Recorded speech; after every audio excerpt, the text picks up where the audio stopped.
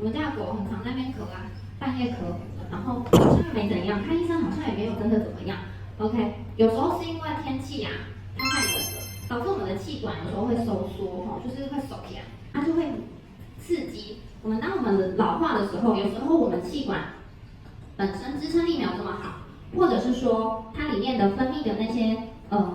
黏液没有这么多，那反正它去刺激之后啊，导致我的气管会很痒，我就会很想咳嗽。OK， 所以天气冷的